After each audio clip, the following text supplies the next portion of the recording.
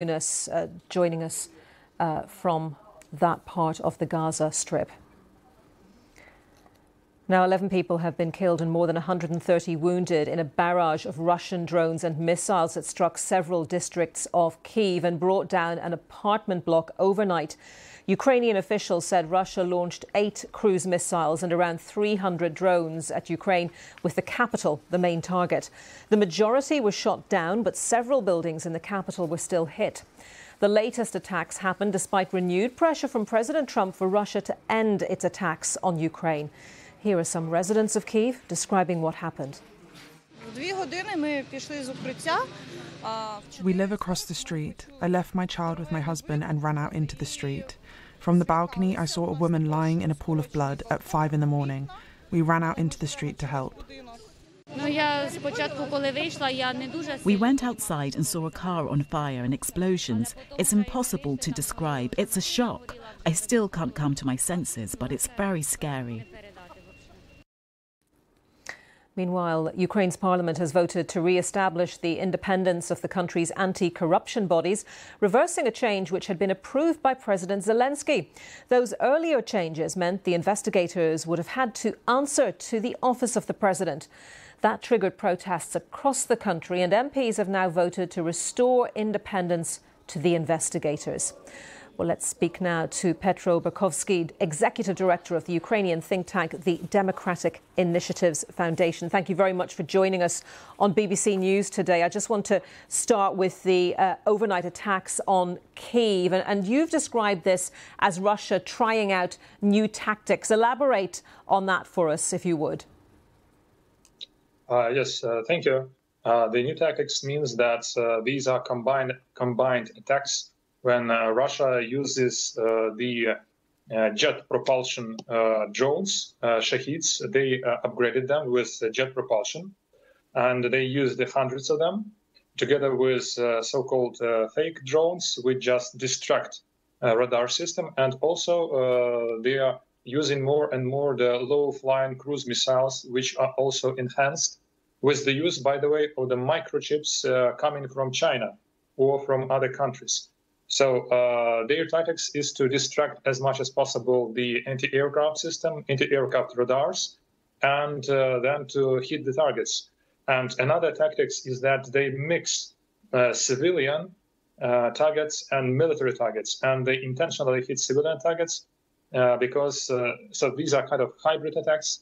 They want to undermine the will of the people to fight, and also they want to hit the military targets as well. So if this is Russia showing defiance to President Trump and his deadline of stopping the assault on Ukraine, as a lot of analysts believe is the case, do you expect to see more of this from Russia as that deadline counts down towards the end of the 10 days that President Trump gave President Putin? I truly think that this is the case.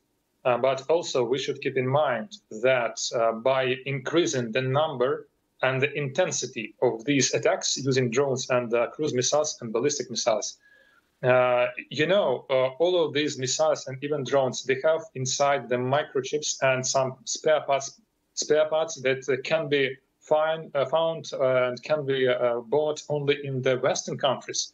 So by using this intensity of attacks, Russia also showed defiance towards existing and maybe future sanctions. So it wants to show that in any way they want to continue the war, they want to continue destruction, and they will find the ways to avoid and to obstruct new sanctions. This is also a very powerful message, which I think the United States and European Union and other countries of the civilized world should address. And I want to get your reaction on this U-turn from President Zelensky regarding the anti-corruption bodies in Ukraine and that U-turn following on from big protests, often involving very young people, young members of Ukrainian society, because a lot of the slightly older members of Ukrainian society are, of course, involved in fighting or in other tasks related to the war. So why do you think he's done this? Has he been pressured essentially into doing it? Because it's quite a different image, isn't it, of what we normally see of President Zelensky? A miscalculation from him?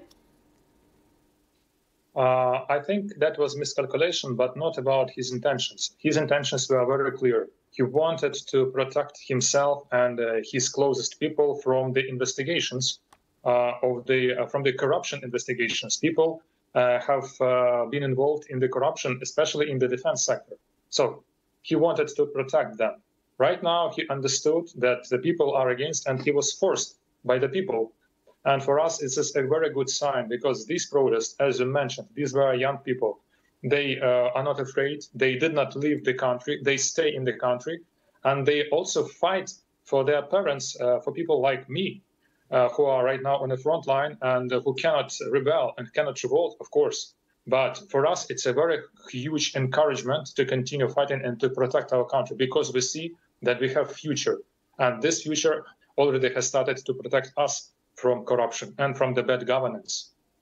Okay, Petro Burkovskiy, Executive Director of the Democratic Initiatives Foundation think tank, thank you very much. And of course, we know that President Zelensky denies that there is any suggestion that he is trying to protect close colleagues from any investigations. Well, we will keep you right up to date on all the latest developments coming into us throughout this hour and throughout the programme. Right now, a short break around the world and across the UK. This is BBC News.